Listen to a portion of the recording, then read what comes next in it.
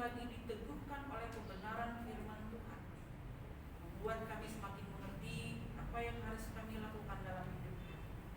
Berkati hamba-Mu, berkati kami semua. Dalam pemberitaan firman Tuhan ini Allah ditinggikan, dimuliakan. Dalam nama Yesus kami berdoa, kami siap diberkati oleh firman Tuhan. Sama-sama kita katakan amin. Silakan dulu. Kita akan sama-sama buka bagian firman Tuhan dari Filipi 2 ayat 5 sampai ayatnya yang ke-11.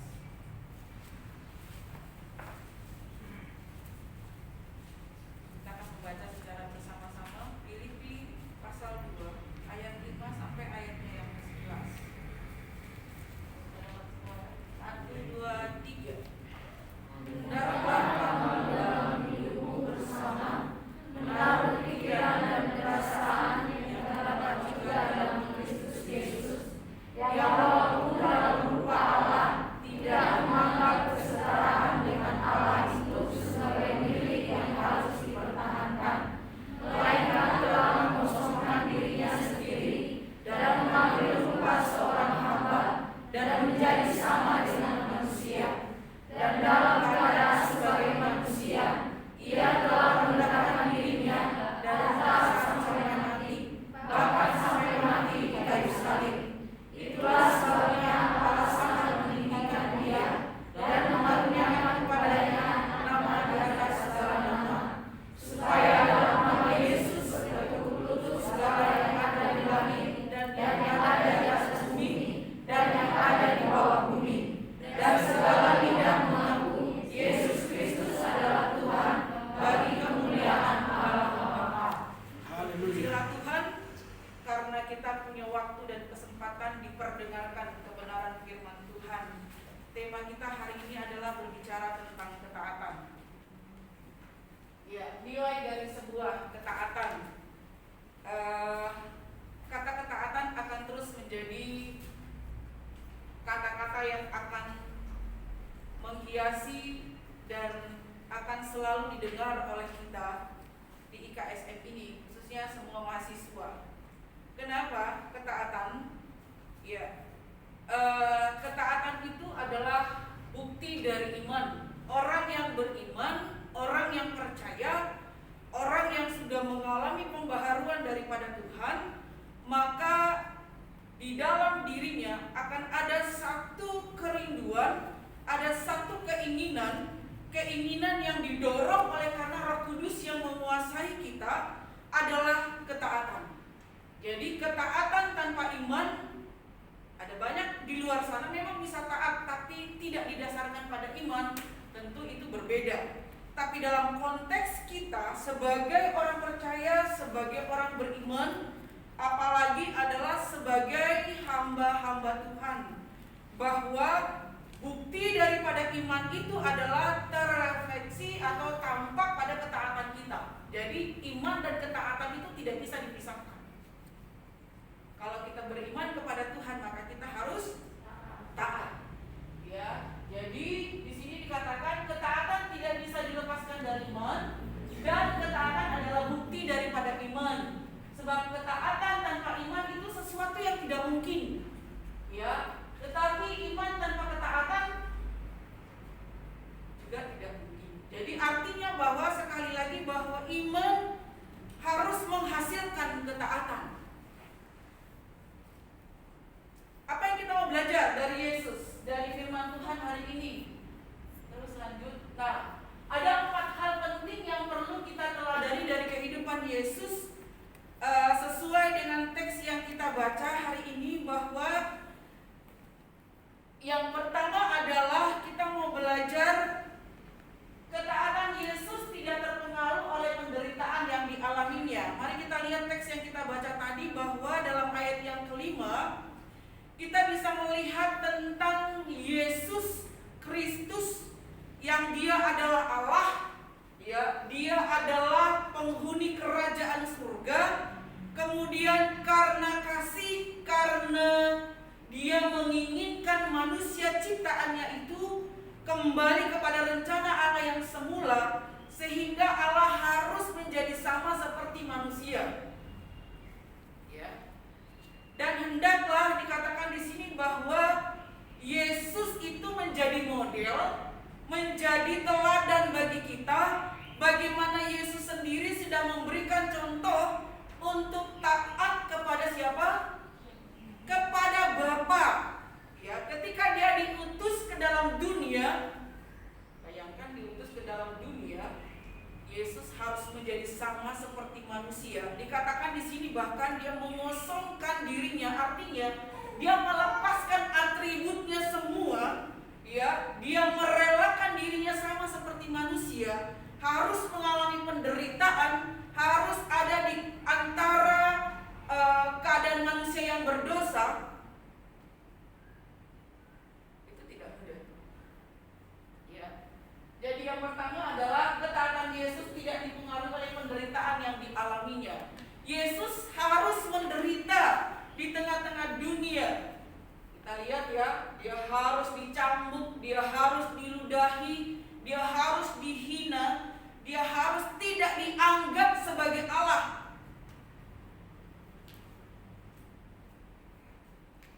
Tapi di sini Yesus tetap dia taat kepada apa? Perintah Bapaknya. Ya, dia tidak mundur karena penderitaan, dia tidak pergi meninggalkan pelayanan karena tantangan, karena kesulitan, karena kekurangan dan lain sebagainya. Karena Yesus dalam konteks ini adalah dia sebagai manusia 100%. Artinya dia mengalami kesusahan yang diderita oleh manusia. Dia mengalami apa yang dialami oleh manusia. Dia paham betul apa yang kita rasakan sebagai manusia yang berdosa. Di sini Yesus memberikan teladan kepada kita bahwa dalam penderitaannya dia tetap taat kepada Tuhan. Ya. Jadi teman-teman kemarin kena prank ya. Seru juga sih. Ada yang mau pulang dari IKSM karena gak tahan. Yang biasa bebas hidup kan? Itu sebuah aplikasi, sebuah contoh. Tiba-tiba di sini harus bangun pagi. Jam 4 bangunnya. Kalau di rumah kan mau bangun pagi, mau bangun jam 10, mau bangun jam berapa saja gak ada yang marah-marah. Kalau emaknya marah pun paling-paling ya sudahlah, masuk telinga kanan, keluar telinga kiri, ya kan? Masih bisa dibantah, masih bisa bilang tidak. Tapi teman-teman kemarin dalam 4 hari kurang lebih harus bicara iya dan tidak boleh bicara tidak. Harus bisa menerima kendati pun tidak suka. Ya kan? Teman-teman dimarahin. Ya waktu malam-malam lagi gitu ya. Ditakut-takutin gitu ya. Nah, itu sebenarnya adalah gambaran bahwa menjadi hamba Tuhan tidak seperti yang kita bayangkan. Semua mulus-mulus, semua enak-enak, semua tidak ada tantangan. Nah, dalam penderitaan, dalam kesulitan, apakah kita akan tetap juga taat kepada keputusan kita? Ya, saya sudah dengar dari panitia semua, karena teman-teman semua di konseling kan. Ada nggak yang menyatakan mau mundur? Saya dengar tidak ada yang mau menyatakan mundur dan mau pengen taat sama Tuhan. Amin. Luar biasa ya. Saya tunggu itu kan. Mau taat dengan Tuhan. Nah, ini adalah tantangan teman-teman. Langkah awal 4 tahun itu akan dijalani bersama di tempat ini dengan segala peraturan yang ada. Nah, apakah kita akan taat? Tantangan itu sebenarnya bukan dari lingkungan, bukan dari orang lain, mungkin sekian persen gitu. Tapi tantangan yang paling berat, penderitaan yang paling susah itu adalah dari diri kita sendiri, untuk membuat kita tunduk dengan apa? Istilah kalian otoritas ya. Itu kan gak gampang gitu ya. Mematikan, ya seperti Yesus mengosongkan dirinya, dia merelakan dirinya untuk satu misi. Apa misinya? Adalah dikatakan dalam ayat yang ke-11, supaya semua lidah mengaku bahwa Yesus adalah Tuhan. Dunia mempermuliakan siapa? Allah. Karena itulah Yesus merelakan dirinya. Dia harus mau menderita, dia harus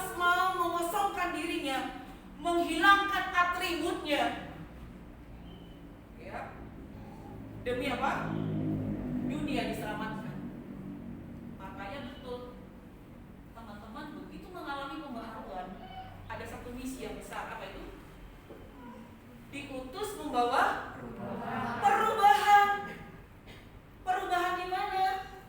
Perubahan nanti di mana teman-teman akan diutus oleh Tuhan dalam keluarga.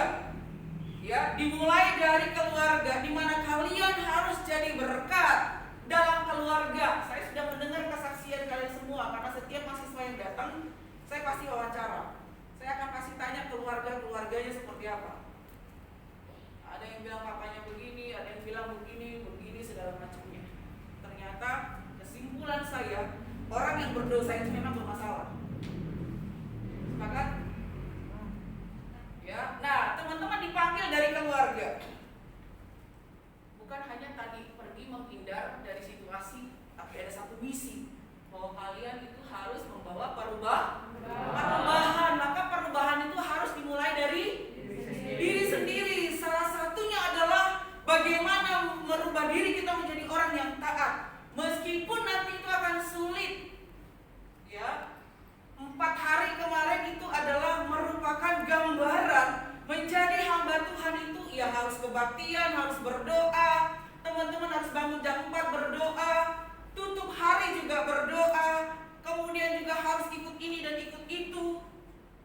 Nah, itu bagian dari penderitaan daging kita yang harus taat. Siap? Siap. Siap, harus siap lah. Sudah memberi diri kan? Jangan tanggung-tanggung. Makanya kalau ikut setan sungguh-sungguh, ikut Tuhan sungguh-sungguh. Jangan ikut setan dan ikut Tuhan. Kesurupan semua di sini nanti. Ya kan seperti semester lalu itu, ikut setan juga iya, ikut Tuhan juga iya, yang ada kesurupan. Tuh, setan seneng banget nih. Doa saya teman-teman gak ada yang kesurupan semester 1. Amin.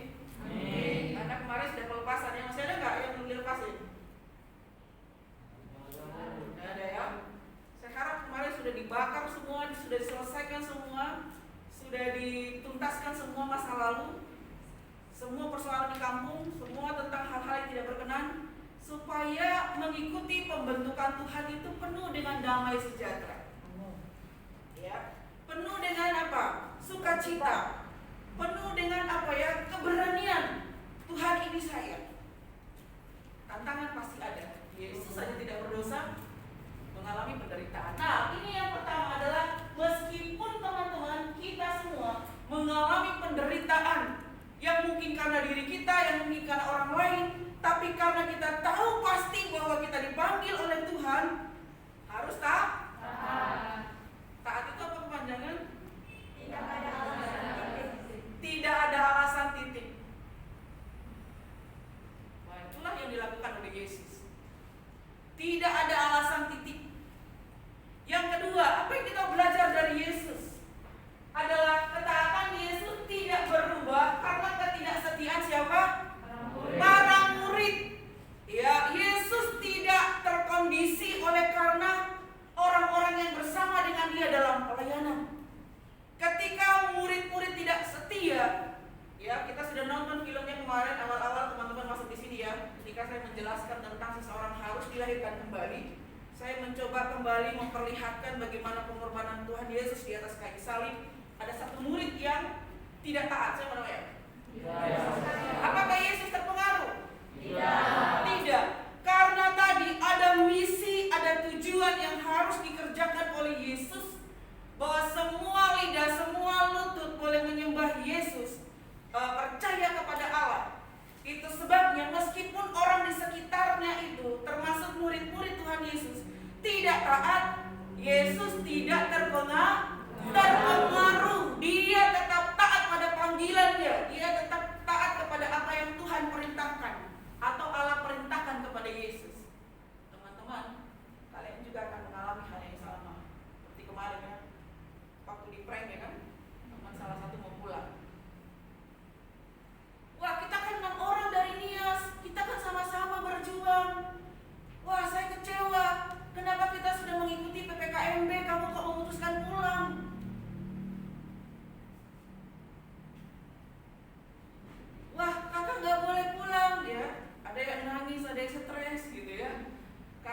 semuanya mau pulang. Sebenarnya itu juga adalah gambaran maksud saya. Bisa saja hari ini kita bilang saya mau setia, tapi begitu nanti dilihat teman-teman terpengaruh oleh teman-teman kita yang lain. Ya saya salut juga tuh dengan yang siapa namanya, Herman ya?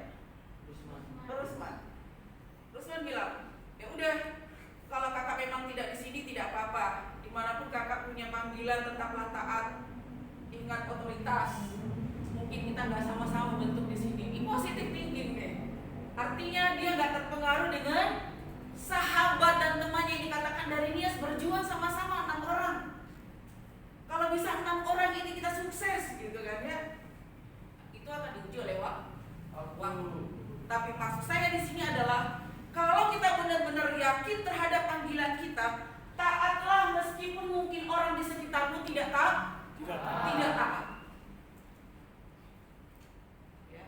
Jangan imanmu, ketaatanmu terpengaruh oleh orang lain. Nah itu pertobatannya gak jelas. Ya kan? Panggilannya gak jelas. Ada mahasiswa bilang, Bu boleh gak saya balik lagi ke kampus? Gak usah, kamu gak punya panggilan. Jelas.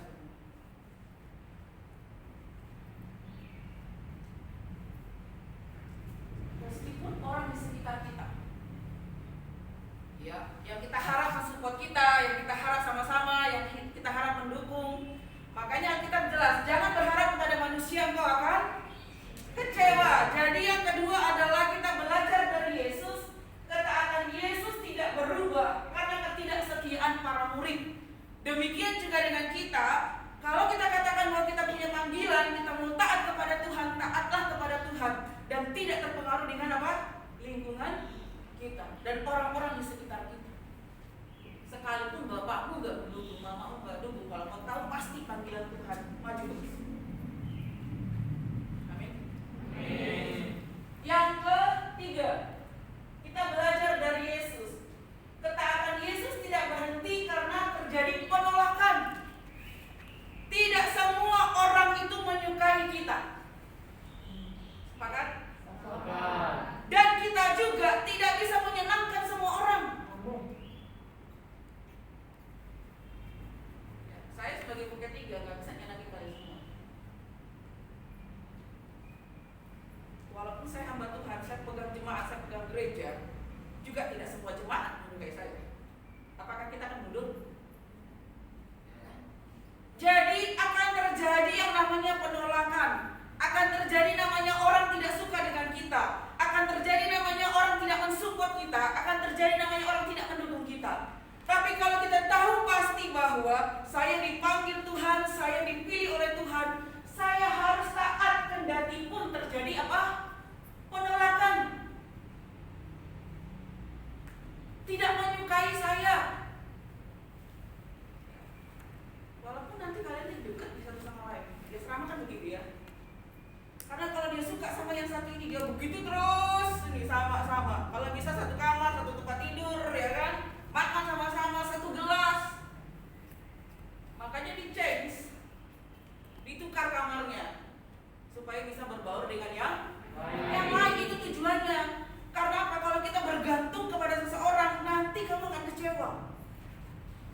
Betul?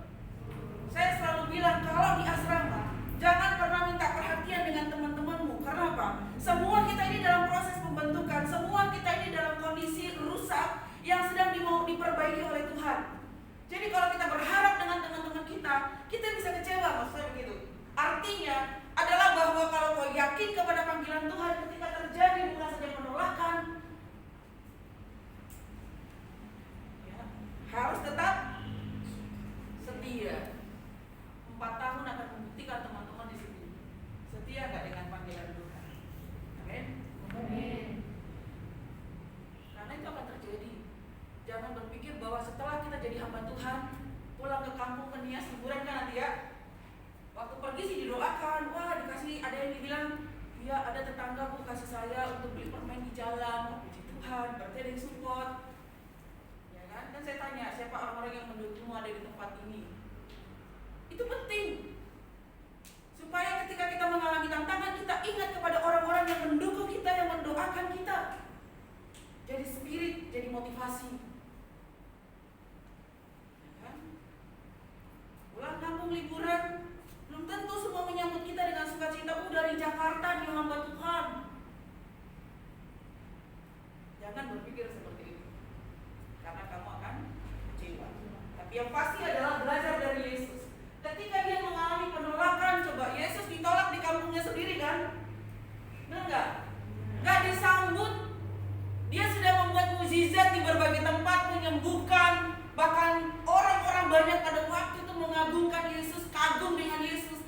begitu dia pulang kampung, dia diterima. Terjadi penolakan. Apakah Yesus mundur? Dia tidak mundur. Dia tetap tak. Lalu yang keempat, ketaatan Yesus dibuktikan sampai di mana? Ketaatan Yesus dibuktikan sampai di atas kayu salib, sampai kepada kematian. Siap mati untuk Tuhan Yesus? Hah? Siap. Masih sama harus siap mati untuk Tuhan Yesus? Siap. Sebelum kerja praktis aja udah pusing ya. Mati Tuhan Yesus, repot itu. Ada loh yang berani bantah saya di sini, ngomongnya luar biasa. Padahal kita udah nolongin. Ini saya harus sabar dulu gitu.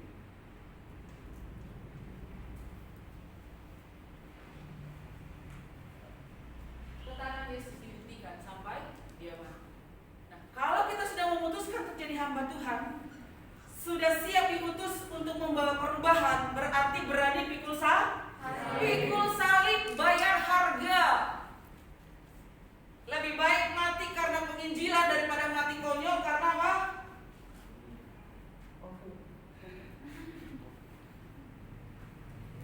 Wah, itu luar biasa.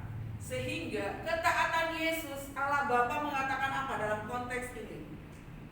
Ya, mempermuliakan Yesus.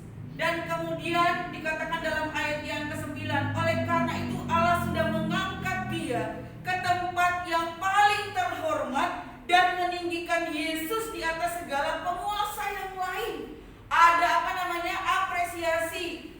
Tuhan melihat, Allah dari surga melihat Yesus dalam ketaatannya, dia ditempatkan pada tempat yang terbaik. Jadi artinya ketaatan kita, pengorbanan kita pasti ada apa? Ada nilainya, ada harganya di mata Yesus. Ya, kita bernilai, biarkan saja kita tidak dihargai oleh orang lain, tapi yang paling mengerikan adalah kalau kita tidak dihargai oleh siapa? Tidak dihargai oleh Yesus. Wah, itu paling menyedihkan. Jadi 4 hal ini menjadi pembelajaran buat kita dari Yesus yang menjadi teladan buat semua kita. Saya pun demikian. Dengan satu misi, dengan satu tujuan. Ketaatan kita adalah untuk melalui kita ada banyak orang apa? Diberkati. Melalui kita ada banyak orang berjumpa dengan Tuhan Yesus. Melalui ketaatan kita ada satu tujuan, supaya Yesus, supaya Allah dipermuliakan. Amin. Jadi kalau taat bukan untuk STT ini, bukan untuk pemimpin-pemimpin di sini, tidak. Tapi karena kita tahu kita adalah melakukannya untuk siapa? Untuk Tuhan. Untuk Tuhan. Taat kepada panggilan Tuhan, supaya melalui kita